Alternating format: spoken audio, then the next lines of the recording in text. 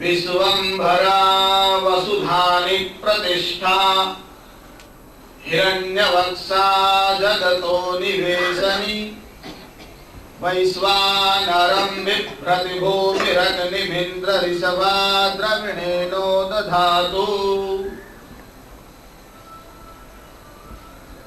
આ મંત્રમાં ઋષિઓ કહે છે વિશ્વંભરા, આ પૃથ્વી જે છે, આ માતૃભૂમિ જે છે તે વિશ્વંભરા અર્થાત વિશ્વનું ભરણ કરવા વાળી છે, પોષણ કરવા વાળી છે। આગળના મંત્રમાં પણ આનો ઉલ્લેખ કર્યો। આ મંત્રમાં ઋષિ ફરીથી આ વાત કહે છે। કેટલીક વાર મંત્રનો કેટલો ભાગ અથવા મંત્રનો કેટલાક શબ્દ છે તે ફરી આવે તો એને પુનરુક્તિ કહેવાય નહીં।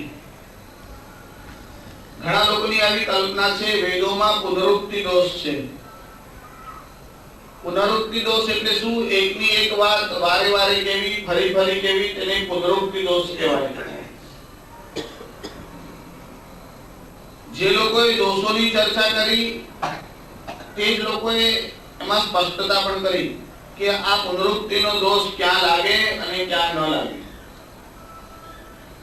પુનરુક્તિ ન દોષાય હર્ષ શોક ભયાદિષુ, આ ત્રણ ઠેકાણે પુનરુક્તિનો દોષ લાગતો નથી। હર્ષ, જ્યારે તમને બહુ હર્ષ થઈ જાય,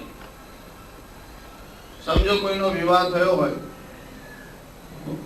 અને વિવાહ પછી લાંબા સમય સુધી એના ઘરે સંતાન ન થાય, 5 વર્ષ થાય, 7 વર્ષ થાય, પછી એને ત્યાં પુત્રનો જન્મ થાય અને જેવો દવાખાનેથી કોઈ આમ સમાચાર લઈને આવે, આમ દોડતો દોડતો આવતો એને સમાચાર આપે, બાબો થયો, બાબો થયો, બાબો થયો, એટલે 3 બાબો થાય। તો બાબો તો એક જ થયો, પણ હર્ષ છે એટલે આનંદના અતિરેકમાં એકની એક વાત 3 વાર બોલે છે।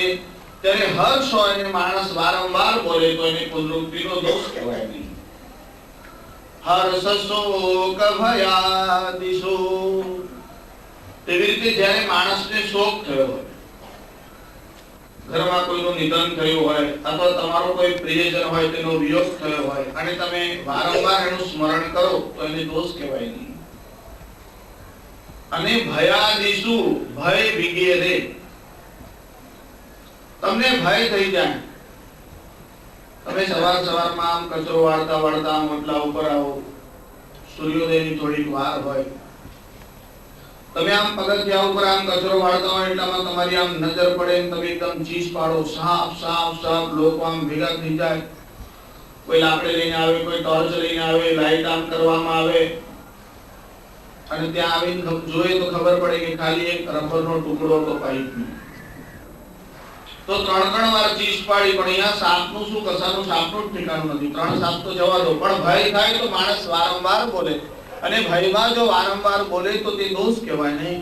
ત્યારે હર્ષમાં, ભયમાં અને શોકમાં એનો દોષ લાગતો નથી। તેવી રીતે જ્યારે જાપ કરવાનો હોય અથવા કોઈ સિદ્ધાંતને નિશ્ચિત રૂપે ઠસાવવાનો હોય ત્યારે તેને ભારપૂર્વક ઠસાવવા માટે તેની પુનરુક્તિ કરવામાં આવે। આ ધરતી જે છે, આ માતૃભૂમિ જે છે તે આપણું ભરણ પોષણ કરવા વાળી છે।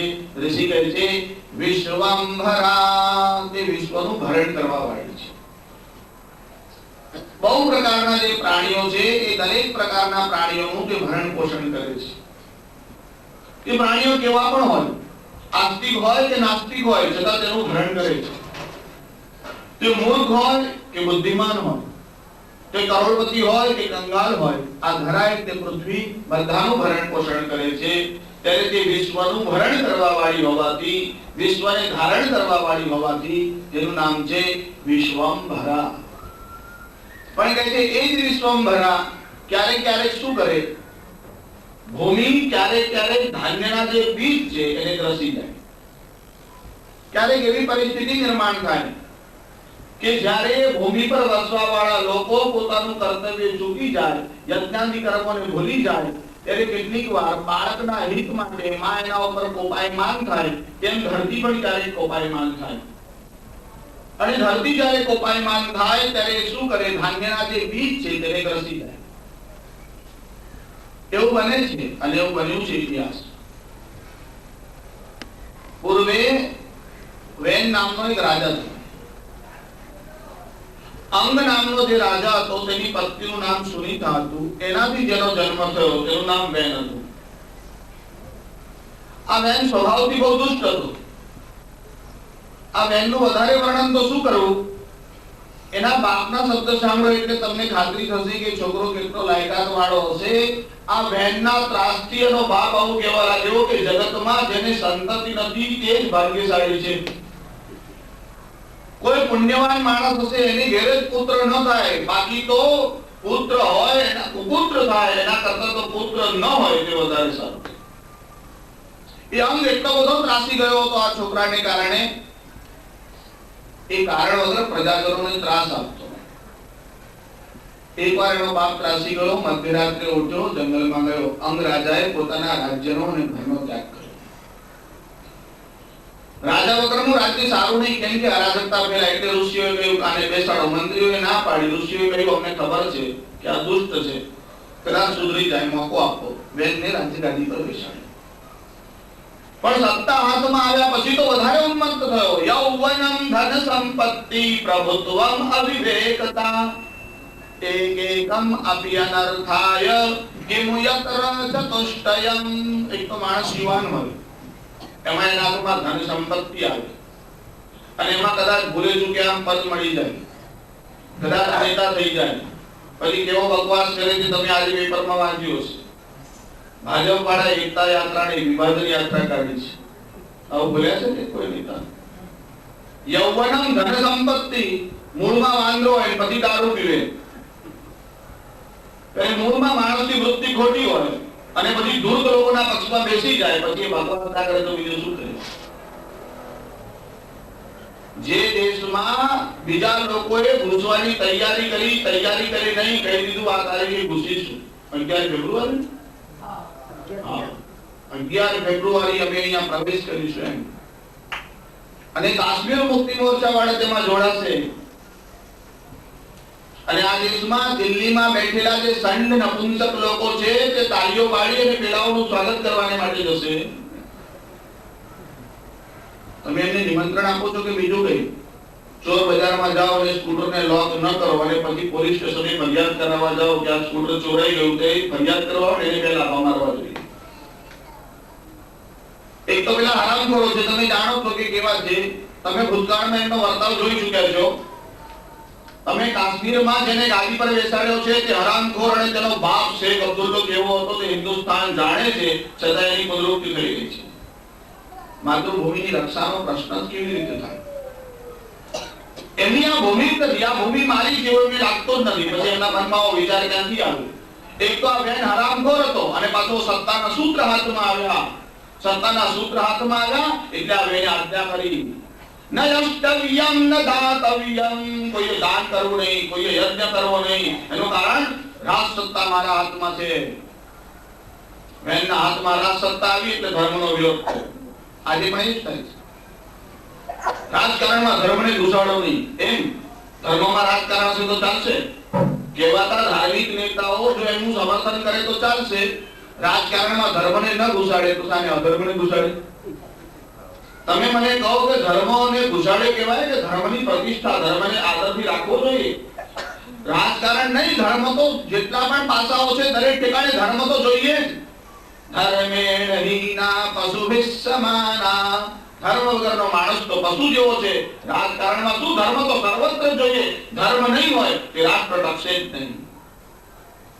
જે રાષ્ટ્રની પ્રજા લંપટ થાય છે તે રાષ્ટ્ર ટકી શકતા નથી. કૌટિલ્યે રાજ્ય કેવી રીતે ટકે એના સૂત્રોમાં બહુ સુંદર વર્ણન કર્યું છે. રાજ્યસ્ય મૂલમ ઇન્દ્રિય નિગ્રહ. હમણાં ચાણક્યના સૂત્ર તો ખાલી ઉલ્લેખ કરું છું. તાત્પર્ય એટલું કે વેન દુષ્ટ હતો. ઋષિઓએ અરાજકતા ન ફેલાય એટલે બેસાડ્યો. વેનની દુષ્ટતા વધવા લાગી. ઋષિઓને ક્રોધ આવ્યો. ઋષિઓ ભેગા થયા અને હુંકાર કર્યો. રાજાનો નાશ થયો. આજ તો ઋષિઓનું કામ હતું. જે ઋષિઓ તપસ્વી છે એ જંગલમાં જઈને તપ કરે તો વેનની પણ આવી ઈચ્છા હતી ઋષિઓએ બધા અહીંયા મગજમારી ન કરેલી, એમને જંગલમાં જઈને તપ કરવું. એનું કારણ ઋષિ સમાજમાં આવે અને પ્રજાને જાગૃત કરે તો એમનેથી અંધેર ચલાવવું છે તે ચાલે નહીં. એટલે તો આ શાસનવાળાઓ કહે છે સંતો આમાં આ મામલામાં હસ્તક્ષેપ ન કરે, સામાન્ય ન કરે, તમને ફાવે એમ કરવા દેવું. આ વેન પણ આવું ઈચ્છતો હતો, ઋષિઓમાં ડિસ્ટર્બ ન કરે, અમને વિક્ષેપ ન કરે, અમને ફાવે તેમ ફરવા દે, ફાવે તે કરવા દે. ઋષિઓ ભેગા થયા, એટલું જ નહીં, ઋષિએ હુંકાર કર્યો અને વેનને ખલાસ કર્યો. પણ વેનને ખલાસ કર્યા પછી અંગના વંશમાં થયો હતો, તેથી એની જંગામાંથી મંથન કરી એક પુરુષ નિર્માણ થયો. એને ઋષિઓને પૂછ્યું બોલો શું આજ્ઞા છે? કીધું નિશિત બેસી જા. એના વંશજો નિષાદો કહેવાય. એ બધા તસ્કરો થયા, લૂંટેરાઓ થયા. પછી એના જે બાહુ હતા તેમાં મંથન કર્યા, તેમાંથી એક જોડકું આમ પ્રગટ્યું, તે પૃથુ અને અર્ચી. એ પૃથુ એ ભગવાનનો અવતાર છે, જેને આ પૃથ્વીને સમતલ કરી તેના ઉપર નગરો વસાવ્યા. નગરની રચના પૃથુના પહેલા હતી જ, પણ નગરની વ્યવસ્થિત બાંધણી કોઈ કરી હોય તો તે પૃથુએ કરી છે. તે યશ પૃથુના ફાળે જાય છે. પણ જ્યારે પૃથુ રાજાએ શાસનના સૂત્ર હાથમાં લીધા ત્યારે દુષ્કાળ પડ્યો, ભૂમિ બધા જ બીજોને ગ્રસી ગઈ. અને ત્યારે આ પૃથુ રાજાએ ધનુષ્ય આમ હાથમાં લીધું અને ધરાને કહેતા પૃથ્વીને મારવા માટે તૈયાર થયો. અને જ્યાં પૃથ્વી દેવીના ઉપર આમ ધનુષ્ય ચડાવીને આમ તૈયાર થયો, પૃથ્વી દેવી આમ સામે આવી ઊભા થયા. આ દેશના રાજાઓની સામે પૃથ્વી પણ આવીને ઊભી હતી. ગાયનું રૂપ ધારણ કરીને પૃથ્વી આવી. પૃથ્વીએ કીધું કે હું રાજ્ય ઉપર બેઠો છું અને મારા પ્રજાજનોને ત્રાસ કેવી રીતે થાય? અરે ધાન્ય કેમ ઉગતું નથી? દુકાળ શા માટે પડ્યો? આ બધા ધાન્યના બીજ ક્યાં ગયા? ત્યારે આ ધરતી એટલે માતૃભૂમિ કહેવા લાગી. આ જે ધાન્યના બીજ છે એને મેં મારી અંદર સંતાડી દીધા છે. એનું કારણ આ દુષ્ટ લોકો શાસન કરવા લાગ્યા. જ્યારે ચોરોના હાથમાં શાસનના સૂત્ર જાય ત્યારે આ ઔષધિ અને અન્નના બીજ જાળવી રાખવા જરૂરી છે, એટલે મેં છુપાવીને રાખ્યા છે. તું કોઈ સુપાત્ર લાવ, સારો વાછરડો લાવ, દોહવાનું પાત્ર લાવ, હું આ બધું તને પાછું આપીશ. અને પૃથ્વીએ પૃથ્વીને દોહી. દોહવાનો મતલબ છે પૃથ્વીના પ્રેમને કારણે, જેમ વાછરડા ઉપરના પ્રેમને કારણે ગાયના આંચળમાં દૂધ આવે છે, એમ પૃથ્વીની ભક્તિને કારણે આ પૃથ્વી પાછી ધનધાન્યથી ભરપૂર થઈ ગઈ. એ પૃથ્વીનું નામ એટલા માટે વિશ્વંભર છે, કારણ એ વિશ્વનું ભરણ પોષણ કરે છે. પણ જ્યારે ક્યારે અનર્થ થાય અથવા તો લોકો અનાચરણ કરવા લાગે, પૃથ્વી પર અત્યાચાર અને પાપ વધવા લાગે, ત્યારે પૃથ્વી ધાન્યના બીજોને ગ્રસી જાય છે. ઋષિ કહે છે માં, વાસ્તવમાં તું વિશ્વનું ભરણ કરવા વાળી છે, તેથી તારું નામ વિશ્વંભરા છે. વિશ્વંભરા વસુધાની પ્રતિષ્ઠા. વસુધાની, વસુ શબ્દના જુદા જુદા અર્થ છે. વસુ શબ્દનો એક અર્થ છે ધન. વસુ શબ્દનો બીજો અર્થ છે સમૃદ્ધિ. વસુ શબ્દ વસુધા એટલે પૃથ્વી. વસુ જે શબ્દ છે એ દેવતાઓનો એક વર્ગ, જેને 8 વસુઓ કહેવાય છે. જેમ કે ભીષ્મ છે તે 8 વસુઓમાંના એક હતા. દેવતાઓના એક વર્ગને વસુ કહેવાય છે. જે જમીન માપવા માટે જે યુનિટ એકમ વપરાય છે ને, એમાં માપવાનું એક સાધન હતું. જેમ અત્યારે તમે ફૂટ કહો છો, એમ વસુ એટલે આ કોણીથી લઈ અને મુઠ્ઠી સુધીનો જે ભાગ છે એને કહેવામાં આવતું વસુ. ત્યારે વસુ શબ્દના જુદા જુદા અર્થ છે. પણ વસુ શબ્દ અહીંયા જે અર્થમાં વપરાયો છે તે ધન, સંપત્તિ અને રત્ન એવા અર્થમાં વપરાયો છે. વસુ શબ્દનો અર્થ અહીંયા છે રત્ન. અને વસુધાની, ધાની શબ્દનો અર્થ છે ઠેકાણું, સ્થાન.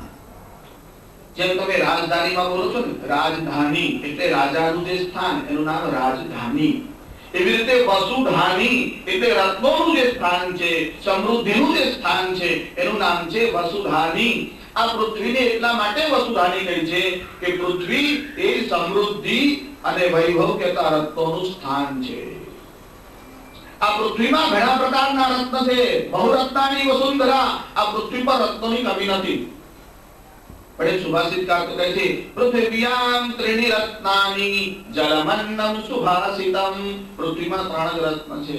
જળ એટલે પાણી. વસુ શબ્દનો પણ એક અર્થ થાય છે પાણી. એટલે પાણી વાળી હોવાથી એનું નામ છે વસુધાની. એક અર્થ થાય છે ઘી. આમ તો એના બધા 10 અર્થ છે. અહીંયા એનો સંબંધ નથી એટલે આપણે ચર્ચામાં ગયા નથી.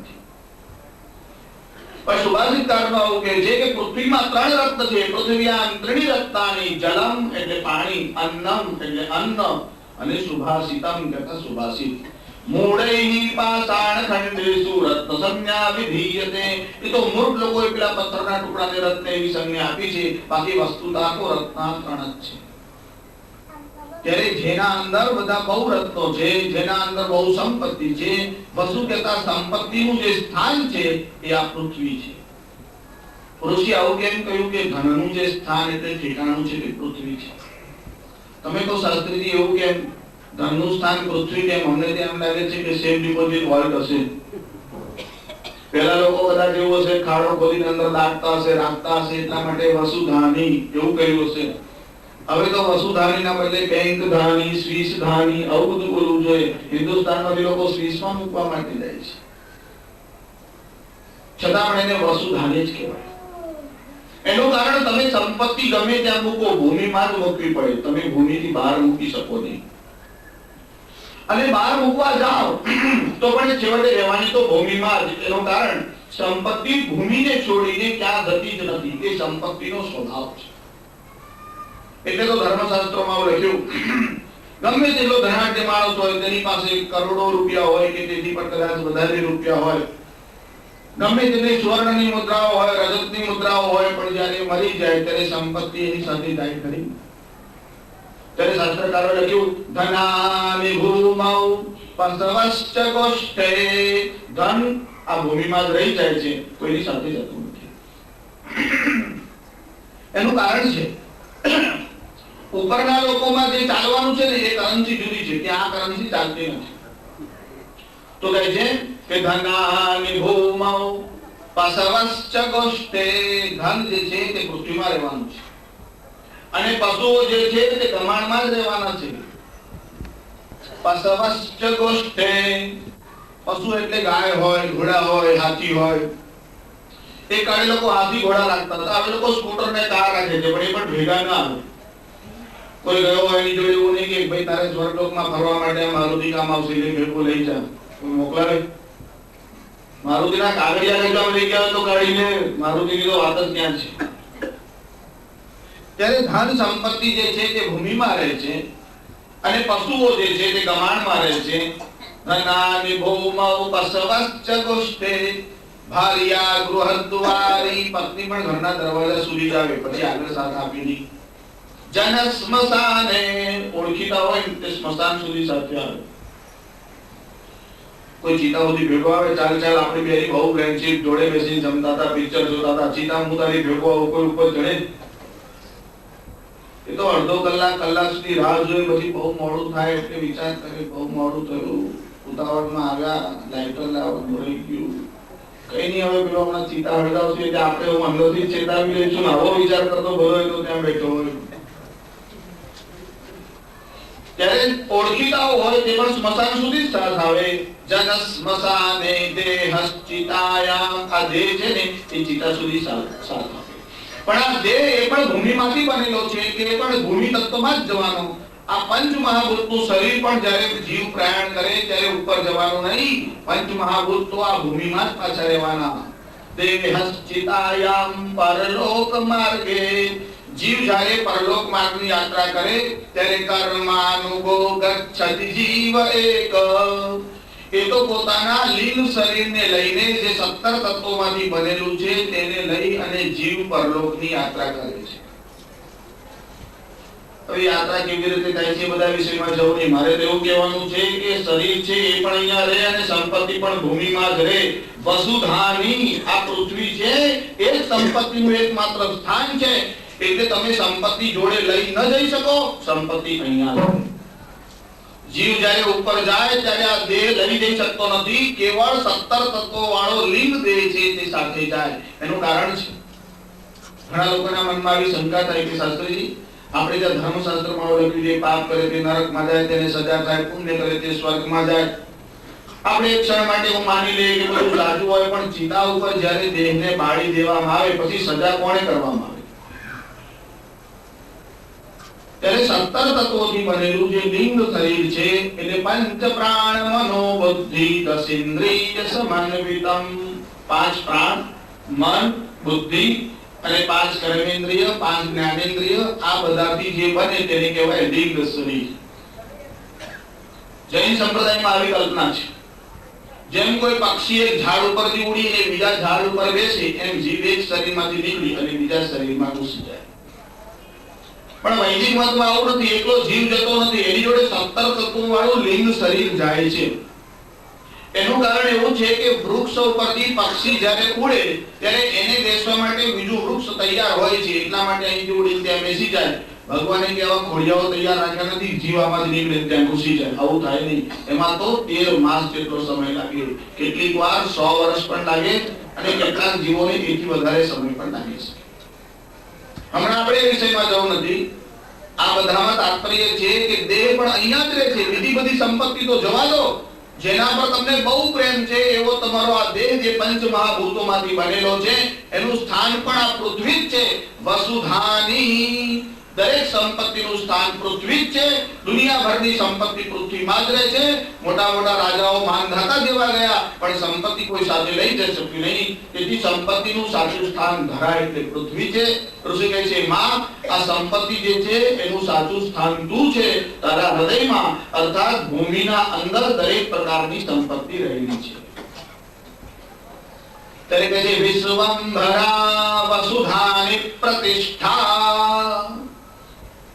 પ્રતિષ્ઠા શબ્દનો અર્થ છે તું પ્રત્યેકને સ્થાન આપવા વાળી છે, તું પ્રત્યેકને આધાર આપવા વાળી છે.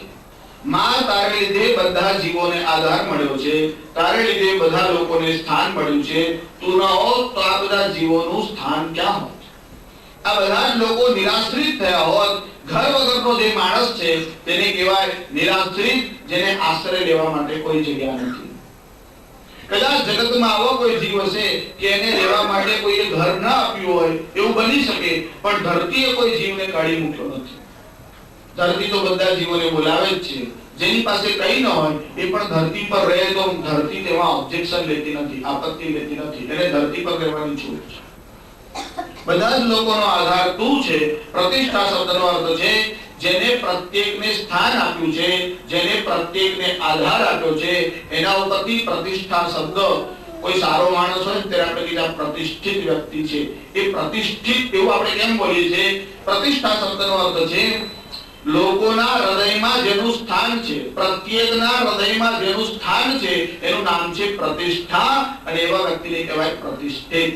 પણ વસ્તુતઃ આ ધરા એટલે પૃથ્વી છે, એને પ્રતિષ્ઠા કહેવાય, કેમ કે પૃથ્વીએ બધાને આધાર આપ્યો છે. અને તેથી ઋષિ માતૃભૂમિનું વર્ણન કરે ત્યારે કહે છે વિશ્વંભરા વસુધાની પ્રતિષ્ઠા. જગતના સર્વ જીવોને આશ્રય આપવા વાળી હે ધરતીમાં, આ ધરતી માને પ્રાર્થના કરે છે અને આગળ કહે છે હિરણ્યવક્ષા જગતો નિવેશની. માં તો કેવી છે જેમ કેટલાક પુરુષો, કેટલાક વ્યક્તિઓ આમ બહુ કસરત કરતા હોય અને એનું વક્ષ છે તે છાતી બહુ સુંદર હોય, બહુ મજબૂત હોય, તો આપણે કહીએ ને કે વજ્ર જેવી છાતી છે. વજ્ર જેવીનો અર્થ છે અતિશય મજબૂત છે, દ્રઢ છે. તો માતૃભૂમિ જે છે એની છાતી કેવી છે? તો કે જે માં તારી છાતી તો સોનાની છે. સોનાની છે એવું નહીં, આ સોનું જે છે એ તો તારા હૃદયમાં, તારા ઉરમાં છે, તારા વક્ષમાં છે. એટલા માટે લખ્યું હિરણ્યવક્ષા જગતો નિવેશની. હિરણ્ય શબ્દનો અર્થ થાય છે સોનું. જેના વક્ષ કહેતા જેની છાતીમાં સોનું છે, આ સોનું જે છે એ પણ જમીનમાંથી બહાર આવે છે. હિરણ્ય શબ્દનો અર્થ થાય છે સોનું. તમે લોકો હિરણ્યાક્ષ અને હિરણ્યકશ્યપ એવા શબ્દ ભાગવતમાં સાંભળ્યા છે. હિરણ્યાક્ષના બારામાં એક કથા આવે છે, એના રોજ રોજ હાથ વધતા હતા. હવે તમે વિચાર કરો, રોજ રોજ જો હાથ વધતા હોય તો કેટલી બધી તકલીફ થાય. આજનો જબ્બો કાલે આવે નહીં, જબ્બો શર્ટ ટી-શર્ટ જે બી પહેરતો હોય તે રોજ રોજ હાથ વધે એટલે ફરમા બદલવા પડે, દર્દીને પણ ત્રાસ થાય. કાં તો પછી ખાલી એની ખેસ જોડીને ફરવું પડે. જો રોજ રોજ હાથ વધતા હોય તો ઘણી બધી સમસ્યાઓ થાય. વિદ્વાનોએ હિરણ્યાક્ષ શબ્દનો અર્થ કર્યો. હિરણ્ય એટલે સોનું અને અક્ષ એટલે આંખ. જેની આંખમાં સોનું દેખાય છે, અર્થાત એને લોભ બહુ હતો. આ હિરણ્યાક્ષ અને હિરણ્યકશ્યપુ એ બંને લોભના અવતાર છે. ભગવાન જ્યારે અવતાર લઈને આવે ને ત્યારે હિરણ્યાક્ષ અને હિરણ્યકશ્યપુને મારવા ભગવાનને બે અવતાર લેવા પડ્યા. રાવણને કુંભકર્ણને મારવા ભગવાને ખાલી રામાવતાર જ લીધો અને રામાવતારમાં બંનેને માર્યા. કામને મારવા માટે ભગવાને એક જ અવતાર લીધો. પછી કહે છે કે આ દંતવક્ત્ર અને શિશુપાલક આ બંનેને મારવા માટે ભગવાનનો એક કૃષ્ણાવતાર જ થયો. પણ હિરણ્યાક્ષ અને હિરણ્યકશ્યપુને મારવા ભગવાનના વરાહ અવતાર અને નૃસિંહ અવતાર, ભગવાનને બે અવતાર લેવા પડ્યા. લોભને મારવા ભગવાનને બબ્બે અવતાર લેવા પડતા હોય શાસ્ત્રીજી, તો પછી અમારા મનમાં તો થોડો લોભ તો રહી ગયો. ત્યારે પૃથ્વી જે છે એની છાતીમાં સોનું છે, તેનું નામ હિરણ્યવક્ષા છે. આ પૃથ્વી એની છાતીમાં સોનું છે, પણ જેની પાસે સોનું આવવા લાગે ને એ બીજાની છાતી પર ચડી જશે. એવો લોકોનો સ્વભાવ છે. સુવર્ણનું એટલું બધું વર્ણન કર્યું બધા વિદ્વાનોએ, સુભાષિતકારોએ. અરે અમારે ત્યાં વિદ્વાને તો લખ્યું સર્વે ગુણા કાંચનમાશ્રયંતિ, બધા ગુણો સોનાનો જ આશ્રય કરે છે શાસ્ત્રીજી. કોઈ ગુણ ના હોય તો ચાલે, ગમે તેટલો ભાગો હોય, પણ એની પાસે સોનું બહુ હોય, નોટો બહુ હોય તો એનું બુદ્ધિમાન જ કહેવાય. ગમે એટલો કાર્યો હોય, કોઈ કન્યા પર રાજી ન થતું હોય, લોટરી લાગે ને એની પાસે 5-50 લાખ રૂપિયા આવે, શાસ્ત્રીજી આમ રંગનો શ્યામ કરો, પણ આમ મોઢા પર ચમક બહુ છે. એનું કારણ ગજવામાં વજન છે ને એટલે ચમક દેખાય છે. વજન વધે એટલે આપોઆપ ચમક આવે. લક્ષ્મીના બધા ગુણ છે. હમણાં એ બધા વિષયમાં જોતી જુદો વિષય છે, એ તમે શ્રી સૂક્તમાં જેટલું કહ્યું પણ છે. પણ સોનું આવ્યા પછી સોનામાં જેમ કાંતિ છે એમ માણસમાં પણ કાંતિ આવે. આ માતૃભૂમિના વક્ષમાં સોનું છે. સોનાનું વર્ણન તો સુભાષિતકારો એટલું બધું કર્યું. એક સુભાષિતકાર તો લખે છે આ સોનામાં કેટલું બધું આકર્ષણ છે. માતૃભૂમિના વક્ષમાં સોનું છે. સોનાનું વર્ણન તો સુભાષિતકારો એટલું બધું કર્યું. એક સુભાષિતકાર તો લખે છે આ સોનામાં કેટલું બધું આકર્ષણ છે. સ્ત્રીઓમાં આકર્ષણ હોય છે. સ્ત્રીણામ, આ સ્ત્રીઓનું જે રૂપ છે, રૂપકમ, આ સ્ત્રીઓનું રૂપ કેવું છે? ક્ષણ માત્ર માટે માણસને ખેંચે છે. પણ સોનું કેવું છે? કનકમ તો બાલ વૃદ્ધાનામ સંઢાનામ અપી સર્વદા, સ્ત્રી રૂપમ મોહકમ પુંસામ. સ્ત્રીનું રૂપ માણસને ખેંચે, પણ યુવાવસ્થામાં બાળકોને ખેંચી શકતું નથી, વૃદ્ધોને ખેંચી શકે નહીં. પણ કનકમ તો બાલ વૃદ્ધાનામ, સોનું તો બાળક હોય કે બુઢ્ઢો હોય. અરે સંઢાનામ અપી, હીરાઓને પણ સોનું તો જોઈએ. સંઢાનામ અપી સર્વદા, સોનું કેવું છે? જેમાં બધાને આકર્ષણ છે. માં આ સોનું જે છે એને લીધે તો આ જગતમાં આટલું બધું જે દેખાય છે વૈભવ, એનું કારણ સોનું છે. જ્યાં વધારે સોનું નીકળે છે તેની સમૃદ્ધિ વિશેષ છે. માં જે તારી પૂજા કરે છે એના સામે તું તારું હૃદય ખોલે છે, અર્થાત તેને તું સંપત્તિ આપે છે. હિન્દુસ્તાનમાં સંપત્તિ ધીરે ધીરે લોપ કેમ થવા લાગી? એનું કારણ જ્યાં કુપુત્ર લોકો પાકે ને ત્યાં આવી સ્થિતિ થાય. હવે હમણાં દેશની સ્થિતિના વિષયમાં ન જવું, પણ કહું કે આ માતૃભૂમિ જે છે એના વક્ષમાં સોનું છે. એટલા માટે ઋષિ અવિરતનું કહે છે, માતૃ કેવી છે? હિરણ્ય વક્ષા જગતો નિવેશની, તારા વક્ષના અંદર સોનું છે. માં મને સોનું જોઈએ, મને સમૃદ્ધિ જોઈએ, પણ શાને માટે? તારા રક્ષણ કરવા માટે. માં મારે સંપત્તિ એટલા માટે જોઈએ છે જેનાથી હું તારો વૈભવ છે તેને જાળવી શકું. માં જ્ઞાનની ગંગા જ્યાં માતૃભૂમિના પર વહી છે તે સુકાઈ ન જાય. માં દેશમાં હજારો વર્ષોના પરિશ્રમ પછી ઋષિઓએ જે જ્ઞાનની સંપત્તિ આપી છે તે સોના વગર, સંપત્તિ વગર સુકાઈ ન જાય. એટલા માટે મને સોનું જોઈએ. ઋષિ વ્યક્તિગત ભોગના માટે, વ્યક્તિગત સુખના માટે આવી કોઈ ઈચ્છા કરતા નથી. સમષ્ટિના સુખ માટે ઋષિ સંપત્તિની ઈચ્છા કરે છે. માં તારા વક્ષમાં સોનું છે માટે તું હિરણ્યવક્ષા છે. જેની માં હિરણ્યવક્ષા હોય તેના બાળકો આટલા બધા દરિદ્ર કેમ? એનું કારણ એવું છે કે બાળકોને ખબર નથી કે એમની માં કોણ છે, અને માં માટેનું જે કર્તવ્ય છે તે બાળકો ભૂલ્યા છે. કેટલીક વાર માં યાદ કરાવી જાય. આવું બને. આપણે આ દેશમાં નદીઓ છે ને એને માં કહે છે. ગંગા માં, નર્મદા માં. બાળકોને ટાઈમ મળતો નથી, બહુ બિઝી રહે છે. ગંગાના દર્શન માટે ન જાય, નર્મદાના દર્શન માટે ન જાય. એક દિવસ નર્મદાના મનમાં વિચાર આવ્યો, છોકરાઓને ટાઈમ મળતો નથી, લાવ છોકરાઓને મળવા હું જઉં. એટલે આ નર્મદા અમે ચાલી મળવા આવી. ભરૂચમાં બધે ઘરમાં ગઈ ત્યારે છોકરાઓ બધા છાપરે ચડીને બેઠા. છાપરે ચડીને બેઠા પછી તો કઈ હેલિકોપ્ટર થી ફૂડ પેકેટ્સ મોકલાવ્યા. અંતરણા કરતા છોકરાઓ સામે ચાલીને ગયા હોય તો આપત્તિ થાય. ત્યારે કેટલીક વાર છોકરાઓ આવા હોય જેની માં આટલી સમૃદ્ધ છે, એના છોકરાઓ આટલા દરિદ્ર. એનું કારણ આપણને આપણા વારસાની સમજણ નથી. કે જે કોઈ ગામમાં એક ફકીર હતો, આખા ગામમાં ભીખ માંગવા માટે જતો. આખા ગામમાં ભીખ માંગીને આવે પછી એક ઝાડ નક્કી કર્યું, ત્યાં આવીને બેસે. 2 વર્ષ થયા, 5 વર્ષ થયા, કે 15 વર્ષ સુધી એક જ જગ્યાએ એક જ ઝાડના નીચે ભીખ માંગીને આવી ત્યાં ઝાડના નીચે આવીને બેસી જતો. એકવાર એવું થયું, ભિક્ષા માંગીને આવ્યો પછી ત્યાં ઝાડના નીચે બેઠો તો આ ફકીર, અને ત્યાં બેઠો બેઠો ત્યાં પડી ગયો, પ્રાણ નીકળી ગયો. ગામના લોકો ભેગા થયા, મનમાં વિચાર કર્યો હવે આને ક્યાં દફનાઈએ. એમાં આ લોકો દાઢી જમીનો એટલી બધી બગાડી છે જેની કે સીમા નહીં. તમે આડા દાઢી ઊભા દાઢતા હોય તો જગ્યા તો ઓછી રોકાય. ગામના લોકોએ વિચાર્યું કે હવે આ ઝાડ નીચે બેસે છે એને અહીંયા જ ખાડો ખોદીને દાઢી દો. ગામના લોકોએ ત્યાં ખાડો ખોદ્યો. એ ખાડો ખોદ્યો તો નીચેથી એક ચરુ નીકળ્યો, એટલી બધી સંપત્તિ. એ સંપત્તિ ચરુ ગામમાં લઈ આવ્યા, આખા ગામને એ સંપત્તિ મળી. પેલો ફકીર હતો ને એને તે અંદર દાટી દીધો.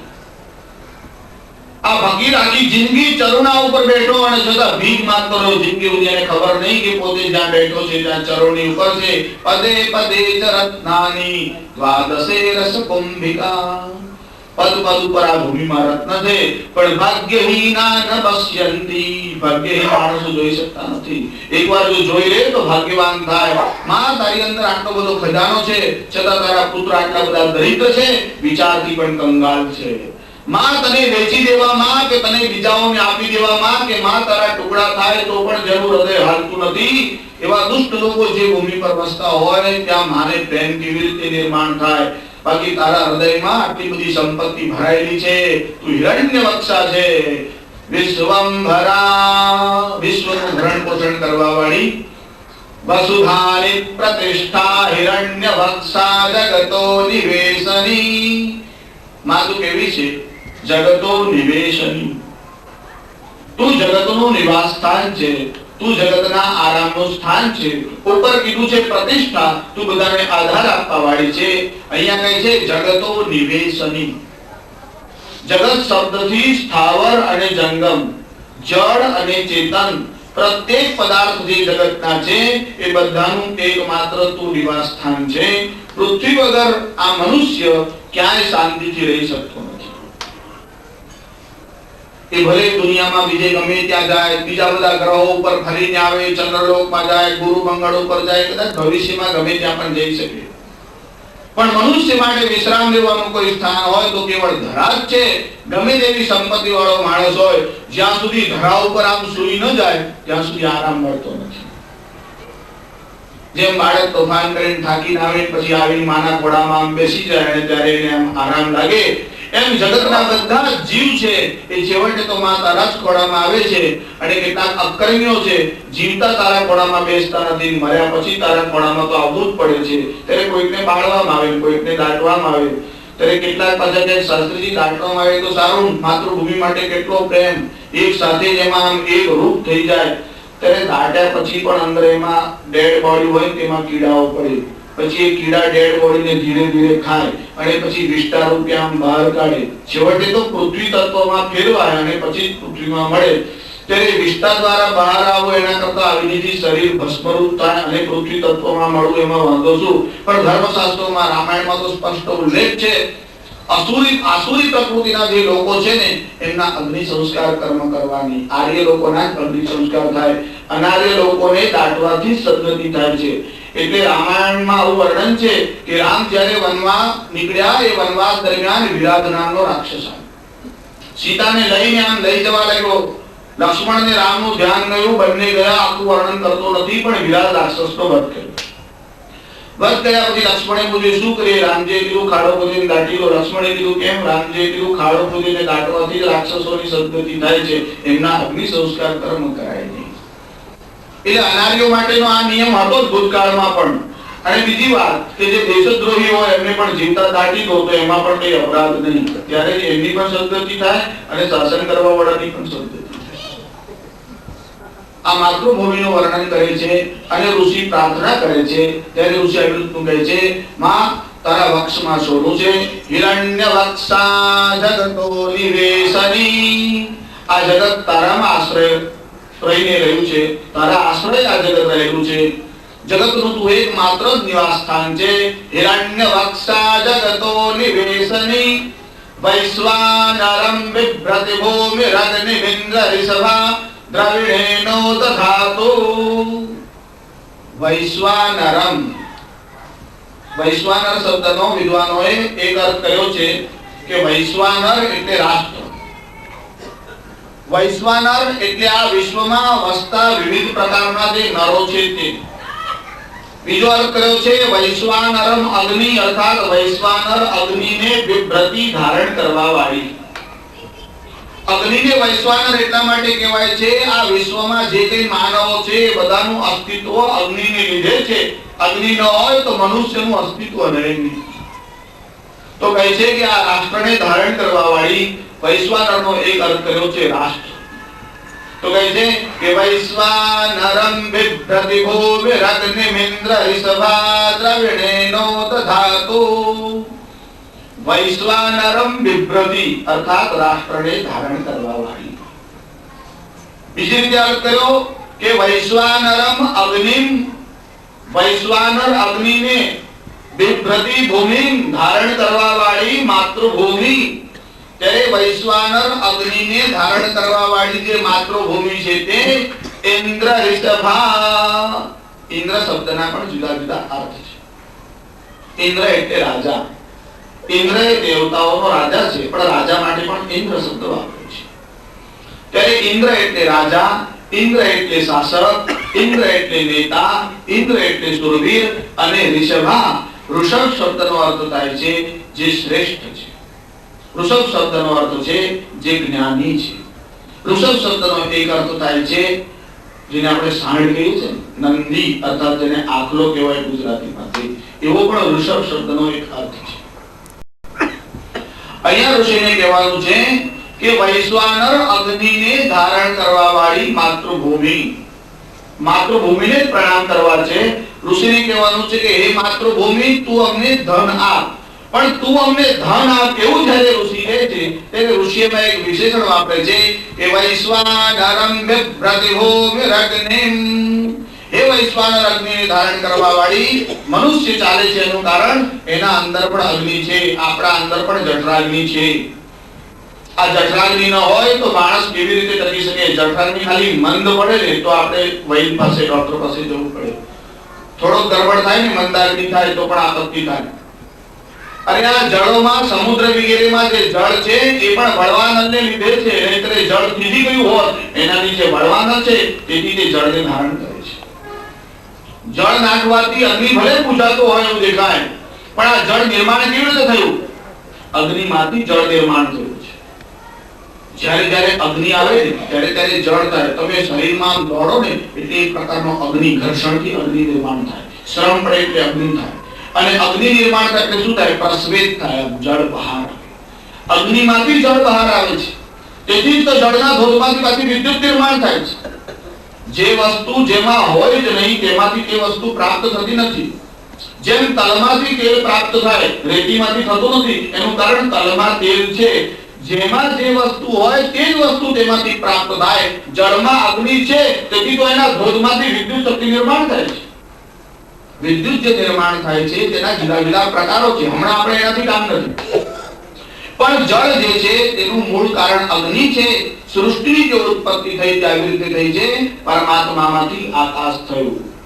આકાશાદ વાયો, આકાશમાંથી વાયુ, વાયોર અગ્નિ, વાયુમાંથી અગ્નિ, અગ્નિમાંથી જળ અને જળમાંથી પૃથ્વી, પૃથ્વીમાંથી ઔષધિ, એમાંથી અન્ન, અન્નમાંથી વીર્ય અને તેમાંથી પ્રજા. આવો એનો ક્રમ છે.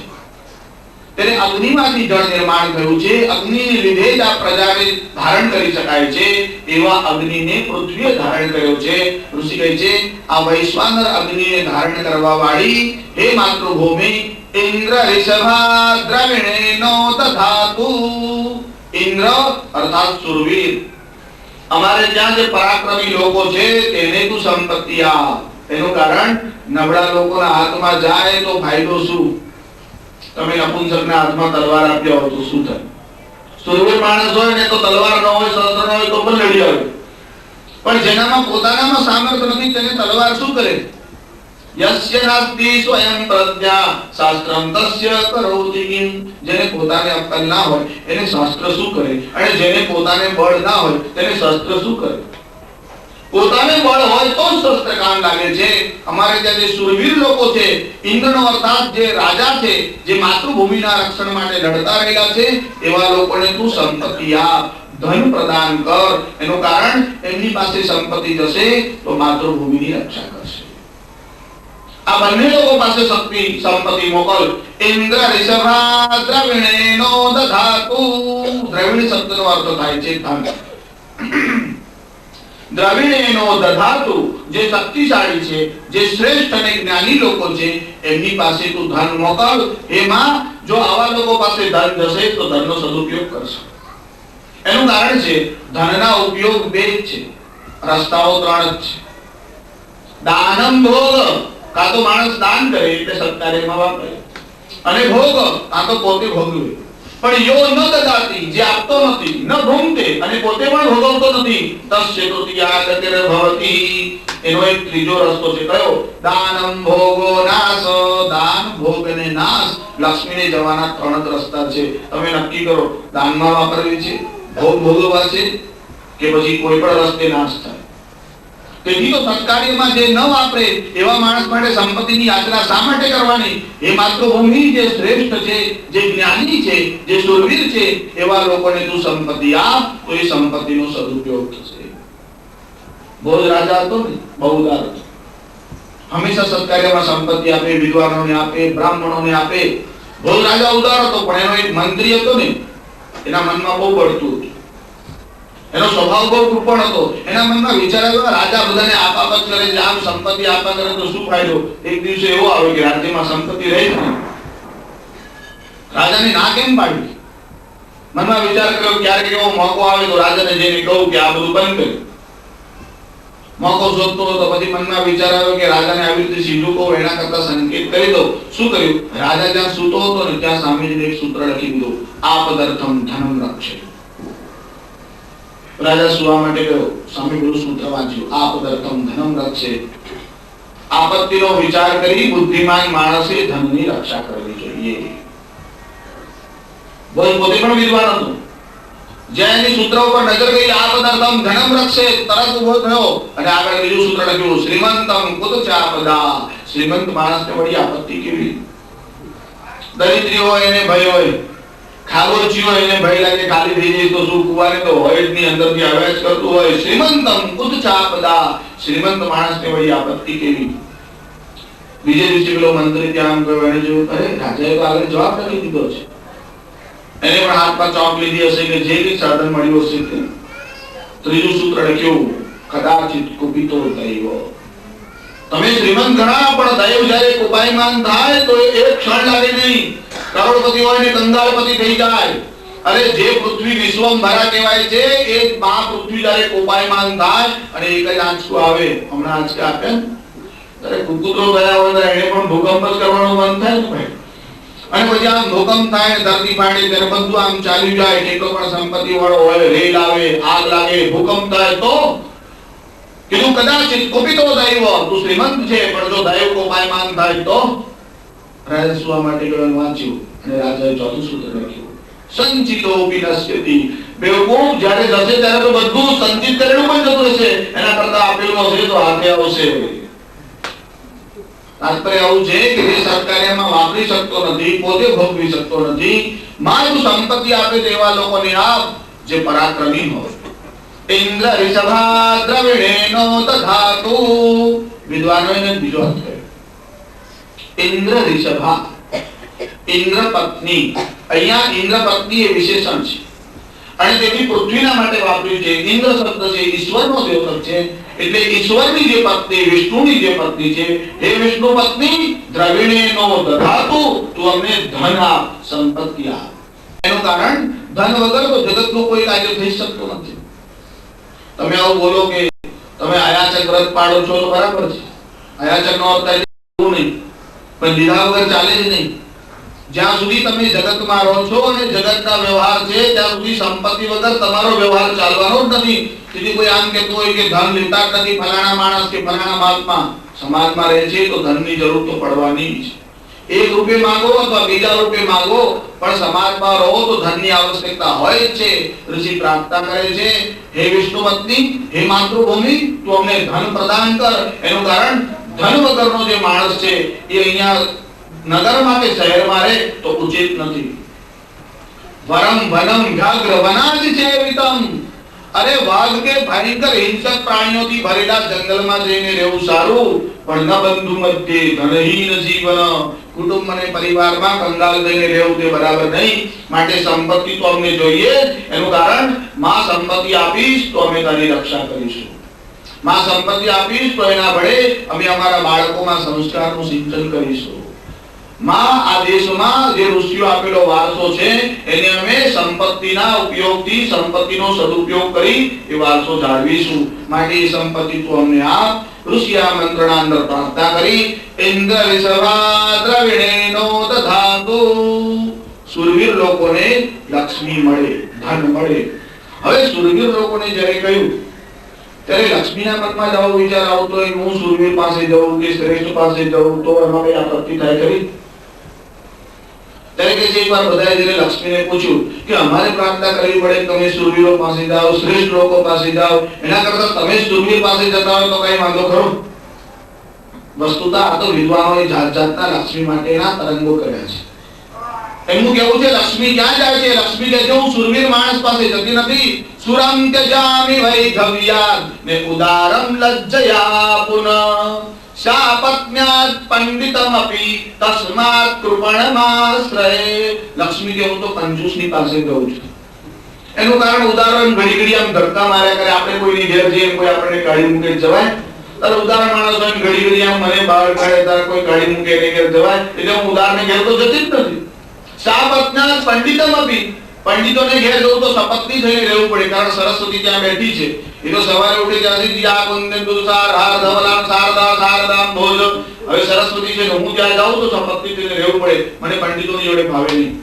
તો પછી સુરમ ત્યજામિ વૈધવ્યાદ, સુરવીર માણસ પાસે રહું નહીં. ઘડી ઘડી તલવાર કાઢી નીકળી પડે, મરી જાય તો મારે તો વિદ્વાન થવું પડે ને. સુરમ ત્યજામિ વૈધવ્યાદ ઉદારમ લજ્જયા પુનઃ. બસ હું તો કૃપણ માણસ તો જ આશ્રય કરું. પણ જ્યારે સુરવીરની વાત કરી ત્યારે ઋષિને કહેવાનું છે કે સુરવીર પાસે કેવળ ધન જાય એટલું નહીં. માં જે સુરવીર છે એને તું દ્રવિણ એટલે ધન આપ, લક્ષ્મી આપ. કઈ લક્ષ્મી? રાજલક્ષ્મી આપ.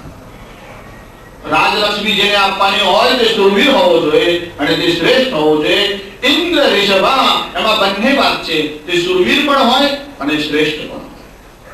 જો તે સુરવીર છે પણ રાવણના જેવો હોય તો એને રાજ્યલક્ષ્મી આપે તો પોતે તો મળે, આખી સોનાની લંકા પાછળ બાળતો ગયો.